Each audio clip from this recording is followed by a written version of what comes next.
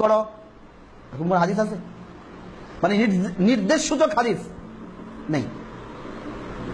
কিন্তু আমি দেখাবো রাসূল কারীম সাল্লাল্লাহু আলাইহি ওয়াসাল্লাম রফুল ইয়াদাইন করতে নিষেধ করেছেন, পরিষ্কার।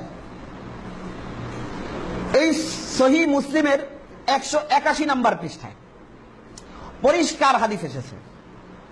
হাদিসের মাঝে এসেছে আন জাবির বিন সামুরা রাদিয়াল্লাহু তাআলা আনহু قال خرج علينا رسول الله صلى الله عليه وسلم। জাবির বিন সামুরা রাদিয়াল্লাহু তাআলা আনহু বলেন যে একদা আমাদের কাছে রাসূল কারীম সাল্লাল্লাহু আলাইহি ওয়াসাল্লাম আসলেন বা গমন করছিলেন। ফাকাল, তখন রাসূল কারীম সাল্লাল্লাহু আলাইহি ওয়াসাল্লাম বলেন মালি, ভালো করে খেয়াল করবেন, রাসূল কারীম সাল্লাল্লাহু আলাইহি ওয়াসাল্লাম বলতেছেন মালি আরাকুম রাফিই আইদিকুম, আরে তোমাদের কি হলো? রাফিই আইদিকুম, তোমরা রফুল ইয়াদাইন করতেছ। রফুল ইয়াদাইন শব্দ আসলো, রাফিই আইদিকুম কাআন্নাহা আযনাবু খাইলিন শুমসিন, বেয়ারা ঘোড়ার লেজের মতো, বেয়ারা ঘোড়ার লেজের মতো। কাআন্নাহা আযনাবু খাইলিন শুমসিন, বেয়ারা ঘোড়ার লেজের মতো তোমরা রফুল ইয়াদাইন করতেছো। মালি আরাকুম, তোমাদের হলো কি? এরপর নবী আদেশ করতেছেন উসকুনু ফিস সালাহ, পরিষ্কার শব্দ, নামাজের ভিতরে, ফিস সালাহ, নামাজের ভিতরে সুকুনত ইখতিয়ার করো, উল্টা পাল্টা হাত উঠায়। শেখ, আমার প্রশ্ন হলো, আমাদের দেশের হানাফি আলেমগণ মনে করেন যে নামাজে আমরা যে রাফু নিয়ে করি এটা নাকি করা যাবে না, কারণ এই হাদিস নাকি মানসুখ হয়ে গেছে। এক্ষেত্রে তারা সহিহ মুসলিমের একটি হাদিস উল্লেখ করে বলে থাকে, ওই হাদিসে নাকি রাসূল সাল্লাল্লাহু আলাইহি ওয়াসাল্লাম বলেছেন যে তোমরা মানে ঘোড়ার লেজের নেই হাত উত্তোলন করো। এই হাদিসের ভিত্তিতে তারা বলে থাকে যে এটা করা যাবে। আচ্ছা আচ্ছা, এটি একটি বড় প্রশ্ন এবং জটিল প্রশ্ন। তবে আলহামদুলিল্লাহ ইসলামের সব বিষয়ের সমাধান আছে, আমরা ছোট্ট করে একটা সমাধান দেওয়ার চেষ্টা করছি। প্রশ্ন হলো যে হানাফি ওলামারা মানুষকে প্রথম তকবীর, যেটাকে তকবীরে তাহরিমে বলা হয় শুধু আল্লাহু আকবার, সেই তকবীর ব্যতীত অন্যান্য সময়ে হাত উঠাটাকে অস্বীকার করেন, বা বলতে পারেন তারা বলেন এটা এই বিধানটা রহিত হয়ে গেছে, মানসুখ হয়ে গেছে। এই স্থান ছাড়া কোথায় তকবীরে হাত উঠায় মানুষ? রুকুতে যাওয়ার সময়, আল্লাহু আকবার বলার সময়, আবার রুকু থেকে ওঠার সময় সামি আল্লাহু লিমান হামিদা, আবার 2 রাকাতে তাশাহুদ দেওয়ার পর 3য় রাকাতে ওঠার সময়।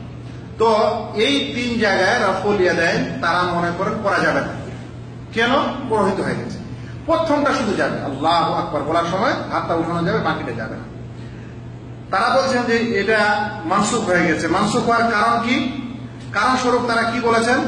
কারণ স্বরূপ তারা বলছেন যে মুসলিম শরীফে একটি হাদিস এসেছে যেখানে আল্লাহ রাসূল সাল্লাল্লাহু আলাইহি ওয়াসাল্লাম কি বলেছেন যে তোমরা চঞ্চল ঘোড়ার লেজের মতো হাত কেন তুলছো, এই কথা বলেছেন আল্লাহ রাসূল সাল্লাল্লাহু আলাইহি ওয়াসাল্লাম। সেটা হাদিসটা কি একটু শুনে নিই এবং সমাধানটা শুনে নিই। আসলে হাদিসটি ইমাম মুসলিম বর্ণনা করেছেন মুসলিম শরীফের সালাত অধ্যায়, এই সালাত অধ্যায়ের 968 নম্বর হাদিস, এটা ব্র্যাকেটে, আর একটি হচ্ছে 430 নম্বর হাদিস। এটা হাদিসের নাম্বারিং এ পার্থক্য, একটা হলো তোহফাতুল, এটা হলো তোহফা, আর একটা হলো মুজাম। 2টি নাম্বারিং এর বিশেষ ব্যবস্থা আছে হাদিসের নাম্বারিং এ, তো সেখানে এই কারণে নাম্বারিং এ পার্থক্য হয়েছে। আমি এই সালাত অধ্যায়ের বাব মানে অনুচ্ছেদটা বলে দিচ্ছি। অনুচ্ছেদটা হচ্ছে বাবুল আমরি বিসসুকুন ফিস সালাত ওয়ান নাহি আনিল ইশারাতি বিল ইয়াদ ওয়া রাফুহা ইনদা সালাম ওয়া ইতমামু সুফুফ আল আউয়াল ওয়াল ওয়া তারাসসু ফিহা ওয়াল আমরু বিল ইজতিনা। এটা হলো অনুচ্ছেদ। এই অনুচ্ছেদে আল্লাহ রাসূল সাল্লাল্লাহু আলাইহি ওয়াসাল্লামের একটি হাদিস বর্ণনা করা হয়েছে। হাদিসটি জাবির বিন সামরা বর্ণনা করছেন। তিনি বলেন খারাজা আলাইনা রাসূলুল্লাহ সাল্লাল্লাহু আলাইহি ওয়াসাল্লাম ফাকাল, আল্লাহ রাসূল সাল্লাল্লাহু আলাইহি ওয়াসাল্লাম একদা আমাদের মাঝে বের হন এবং বলেন মালি আরাকুম রাফি আইদিকুম, আমি কি হচ্ছে, কি ব্যাপার, আমি তোমাদেরকে দেখছি তোমরা তোমাদের হাত উঠাচ্ছ কান্নাহা আযনাবু খাইলিন শুমসি, যেন চঞ্চল ঘোড়ার লেজ। উসকুনু ফিস সালাহ, নামাজে স্থির থাকো। এটা কি? এটা হলো হাদিস।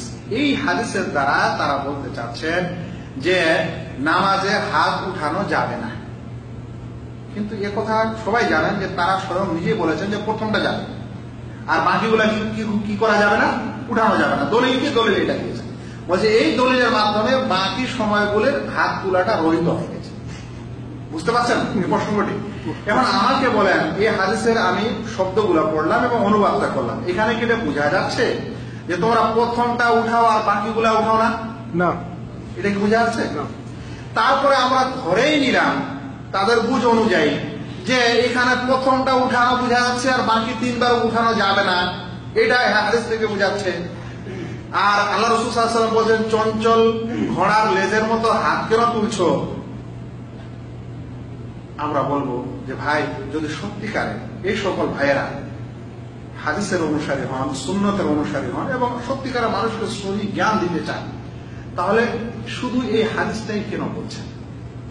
এই হাদিসটার পরের একটি হাদিস, সাথে সাথে এই হাদিসটার পরের হাদিস, ওই হাদিসে একটা সনদ বর্ণনা করা হয়েছে, কোন হাদিসের ইবারত মাতান নাই।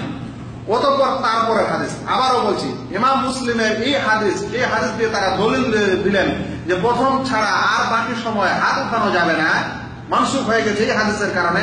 আমি এই সকল ভাইকে বলবো এবং যারা শুনছেন তাদেরকে বলবো যে ভাই, আল্লাহর ওয়াস্তে ওই হাদিসটার ওই অনুচ্ছেদে, ইমাম মুসলিম ওই অধ্যায়ে ওই অনুচ্ছেদে ওই হাদিসটার পরে পরে আরো দুইটি হাদিস নিয়ে এসেছেন। বরং এই অনুচ্ছেদে তারপরে 3টি হাদিস আছে। এই হাদিসটার পরে কয়টি হাদিস আছে? 3টি। 3টির মধ্যে প্রথম কিন্তু এই হাদিস, দ্বিতীয়টি একটা হাদিসের সনদ মাতান নাই, তারপরে তৃতীয় হাদিস এবং চতুর্থ হাদিসে আল্লাহ রাসূল সাল্লাল্লাহু আলাইহি ওয়াসাল্লাম এই হাদিসেরই ব্যাখ্যা দিয়েছেন এবং সাহাবায়ে কেরামরা এই হাদিসেরই বিশ্লেষণটা বুঝেছেন যে আল্লাহ রাসূল যে তাদের বললেন যে তোমরা চঞ্চল ঘোড়ার লেজের মতো হাত কেন তুলছো, এই কথাটার অর্থ কি। স্বয়ং এই হাদিসের পরে এই কথা এসেছে। শুনেন কি এসেছে। এই হাদিসটিকে জাবের বিন সামরা বর্ণনা করেছেন। তিনি বলছেন, দেখেন ওই হাদিসটিকে কে বর্ণনা করেছিল? জাবের বিন সামরা। একজন রাবীর একটি হাদিস, দ্বিতীয় হাদিসটা তার বর্ণনা। একটা হাদিসের উচ্চ অর্থ দ্বিতীয় হাদিসে তার কি হয়ে যায়? বর্ণনা হয়ে যায়। কারণ ওটাতে কম কথা এসেছে, এটা বেশি কথা এসেছে, ওটা অস্পষ্ট এসেছে, এটা স্পষ্ট এসেছে। ওই হাদিসে রাসূল সাল্লাল্লাহু আলাইহি ওয়াসাল্লাম বললেন যে চঞ্চল ঘোড়ার মতো হাত কেন তুলছো, কিন্তু ওটা কোন হাত তোলা, কোথায় তোলা, এর কোনো বর্ণনা পাওয়া গেল না। তারপরে হাদিসগুলিতে শুনেন কিভাবে আল্লাহ রাসূল বললেন।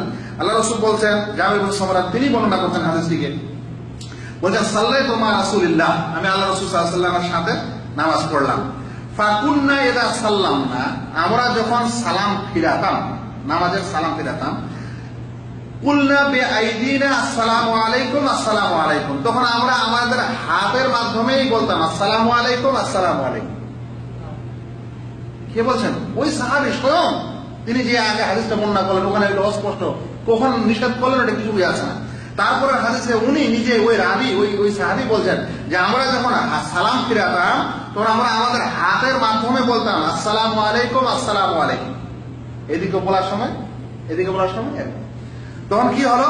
ফানাযারা ইলাইনা রাসূলুল্লাহ সাল্লাল্লাহু আলাইহি ওয়াসাল্লাম ফাকাল, অতঃপর রাসূল সাল্লাল্লাহু আলাইহি ওয়াসাল্লাম আমাদের দিকে দেখলেন এবং বললেন, মা শাআনুকুম, তোমাদের ব্যাপার কি? তুশিরুনা বিআইদিকুম, হাতের মাধ্যমে ইশারা করছো, কান্নাহা আযনাবু খাইলিন শুমুসিন, ওই শব্দই যেন চঞ্চল ঘোড়ার লেজ। তাহলে চঞ্চল ঘোড়ার লেজের মতো হাতটা তুলতে নিষেধ কোথায়? সালাম ফিরানোর সময় কেউ যদি এরকম করে বা এরকম করে। তারপরে কি বললেন? ইযা সাল্লামা আহাদুকুম, যখন তোমাদের কেউ সালাম ফিরাবে, দেখেন রাসূল সাল্লাল্লাহু আলাইহি ওয়াসাল্লামের শব্দ, যখন সালামের কথা তিনি স্বয়ং উল্লেখ করছেন, যখন তোমরা সালাম ফিরাবে, ফালিয়ালতাফিত ইলা সাহিবিহি ওয়ালা ইউমিউ বিয়াদিহি, তাহলে সে যেন তার সাথীর দিকে, মানে তার পাশে বসা লোকের দিকে যেন ইলতিফাত করে, মানে ওইদিকে যেন তাকায়, ওইদিকে যেন মুখ করে, ওয়ালা ইউমিউ বিয়াদিহি, এবং হাত দিয়ে যেন ইশারা না করে। তাহলে আল্লাহকে ভয় করেন ভাইয়েরা যারা এরকম কথা বলেন। একজন অজ্ঞ মানুষকে, সাধারণ মানুষকে যদি এরকম একটা দলিল দিয়ে আপনি আপনার মাযহাবকে ঠিক করতে চান, আফসোসের ব্যাপার। রাসূল সাল্লাল্লাহু আলাইহি ওয়াসাল্লামের হাদিস ওই রাবী বর্ণনা করছেন, ওই কথাটা উজ্জ্বল, এই কথাটা স্পষ্ট। কেমন করে মানুষকে এরকম করে বাধা দেওয়া হয়?